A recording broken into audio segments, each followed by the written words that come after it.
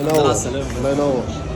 وبعدين الجمبري بتاعنا حي وبيلعب برضه، بيلعب ولا ما بيلعبش؟ بيلعب يا باشا. 30 سنة خبرة يعني ما شاء الله. وفي التجمع الخامس جاي لكم قريب. ازيكم عاملين ايه؟ تعالوا بقى اخدكم جولة كده في اسكندرية وجايب لكم خصومات وحاجات حلوة قوي هتعجبكم، واعرفكم لما تعوزوا تاكلوا اكلة سمك معتبرة تروحوا فين، واحلى مطعم سمك مش في اسكندرية بس، لا في العالم من وجهة نظري. رحت اماكن كتير، شرم والغردقة، وسافرت بره مصر. من افضل الاماكن اللي ممكن تاكلوا فيها سمك حي ولسه جاي في اسكندريه. اسكندريه ماريه وترابها زعفران. نسكن الاول في الفندق بتاعنا بعد ما فطرنا الفطار بتاعنا الجميل في جليم بيك. هتودينا على فين يا حديدي؟ هنروح مع بعض على احلى فندق في اسكندريه، فندق توليب، من افضل الفنادق اللي موجوده حقيقي يا جماعه في اسكندريه.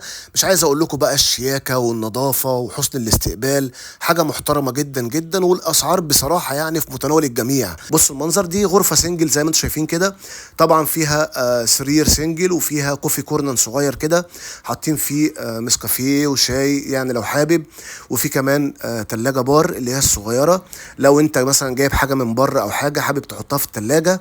الموضوع بجد مريح جدا، وكمان الغرفة بصراحة قمة الهدوء في الفندق دوت والاسترخاء بقى والجمال. بص البلكونة عندي بتبص على البحر على طول زي ما انت شايف كده، الفيو روعة الروعة. طيب خلاص سكننا والدنيا تمام، ناخد الدش بتاعنا الجميل ونريح شوية، وبعد كده ننزل مع بعض على الفندق اوريكم شكل الفندق وجماله من تحت. هنا بقى منطقة المطاعم زي ما انتم شايفين كده، في بول صغير او حمام سباحة، اللي حابب ينزل ويبلبط بلبط يا باشا ولا يهمك، وخلي الولاد تتدلع. الفندق قمة الامان وسكيورتي، عايز اقول لكم من حديد، يعني حاجة محترمة وامان الامان. يلا بينا بقى نطلع على كازينو الشاطبي. جوه كازينو الشاطبي في مطعم اسمه برانزينو. برانزينو من انضف المطاعم زي ما قلت لكم اللي هتاكلوا فيها، كل الفنانين طبعا بتروح هناك زي ما انتم شايفين كده في الصور، ومن انضف المطاعم. مش هتكلم عن النظافه، زي ما انتم شايفين كده جروبات بتروح اجانب او مصريين دايما في المكان، وفي المطعم في متناول الجميع، يعني كانكم بتاكلوا في اي مطعم سمك في اسكندريه. الاسعار مش مبالغ فيها ابدا، هتروحوا هناك وهتتبسطوا، واسالوا على الاسعار قبل ما تطلبوا اي اوردر. حاجه محترمه جدا جدا. عندهم قسم بيكري، كل الترابيزات بتبص على الفيو على البحر كده زي ما انتم شايفين. قعدنا على الترابيزه، تعالوا نشوف الشيف ونشوف ايه الاخبار. يلا بينا. السمك ده فريش على طول يا عم عيد؟ كله فريش. وبعدين في ميزة حلوة بقى ان هو مفيد للعظم، كالسيوم. ده اسمه بسارية، وده جمبري، ده جمبري ازاز.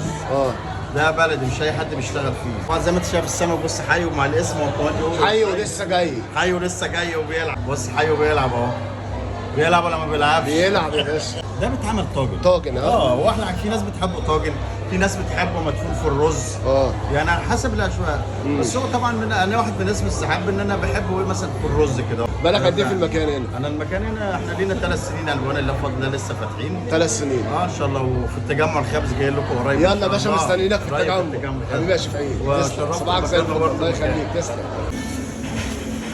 خلصنا مع الشيف عيد وتمام التمام. نشوف بقى الجندي المجهول. احلى كباتن موجوده هناك على مدار 3 سنين بروح المكان دوت، موجودين هناك زي ما انتم شايفين، وشهم بشوش، ناس محترمه جدا، وبينزلوا لك بقى الكل مزه، اي سلطات، سلطه رنجه، سلطه بطارخ، بابا غنوج، متبل، طحينه، كل السلطات عندهم ولا غلطه بالامانه يعني. نبدا بالويلكم درينك، الليمون بالنعناع او الليمون العادي بتاعهم، وتعالى اوريكم اجمد منيو ممكن تشوفوه في مطعم سمك في اسكندريه او في اي حته يعني للامانه. نزل لنا بلح البحر زي ما انتم شايفين كده، ونزل لنا كمان جمبري كريسبي وملوخيه بالجمبري، ونزل لنا سمك بوري سنجاري، ده موضوع جامد قوي، مفتوح باتر فلاي. مش عايز اقول لكم الريحه، انتوا لو رحتوا المكان ده هتدمنوه بمعنى الكلمه يعني. شرب الكريمي سي فود، عندهم زبادي ميري اللي هي بالطماطم، ولكن انا بحب اللي هي الكريمي. طلبنا كمان باستا بالجمبري. كنت رايح انا واصحابي زي ما انتم شايفين في ظهري كده، الناس ما شاء الله المطعم مليان، فحاجه روعه الروعه. العيش طازه على المعده دايركت يا حديدي. قدامي كمان زي ما انتم شايفين كده الطحينه، بص القوام بتاعها بيهتم بكل التفاصيل، من اول السلطه والكولد مزه لحد المين كورس. زي ما انتم شايفين كده الجمبري كريسبي روعه الروعه بصوص الترتار ده بقى. كل حاجه عندهم معموله بريسبي ومقادير مظبوطه. 3 سنين بروح المكان دوت، ما شفتش مثلا ان في حاجه في التست اتغيرت او حاجه. بص السمك بقى تعرفوا طازه من ايه؟ خليكي معايا بقى، ركزي في الحته ديت. اللحم بيطلع معاكي كده ما بيفرولش، شايفه الفص بتاع اللحم عامل ازاي؟ السمك طازه مليون المية.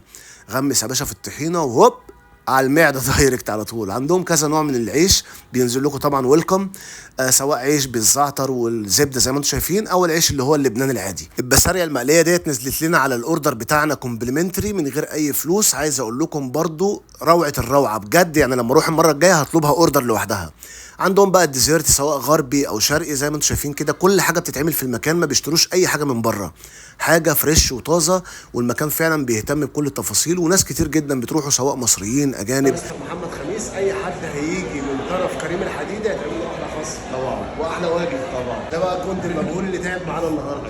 حبيبي يا نور، تسلم ايدك يا ريس، الله يخليك. خلصت اكل يا باشا ومليت التانك. منظر البحر دوت ما ينفعش يتساب. تعالوا ننزل نشرب القهوه بتاعتنا على الرمله دايركت، وننزل نقعد شويه على البحر واوريكم الفيو الروعه اللي جنب المطعم على طول، وننزل نشرب الكوفي بتاعنا، وكمان نحلي من عند عزة احلى ايس كريم في اسكندريه، علامه من علامات اسكندريه. جبنا الايس كريم والبوزه بتاعتنا وكلنا ايس كريم جميل قوي، ومن احلى الحلويات الشرقي اللي ممكن تاكلوها هناك كمان. تعال نخش كده ونشوف ايه الاخبار. مطعم الحلبي ليه اكتر من فرع هناك، هو مطعم سوري، بس عايز اقول لكم بقى بص البسبوسه بالقشطه الرول دي بلدي على ابوها، وعندهم بلح الشام بالمانجا وبلح الشام ساده وبالشوكولاته والنوتيلا، حاجه روعه الروعه. قسم كامل للحلويات الشرقي والغربي وكمان للبيكري، حاجه جميله قوي، واسعاره كمان في متناول الجميع.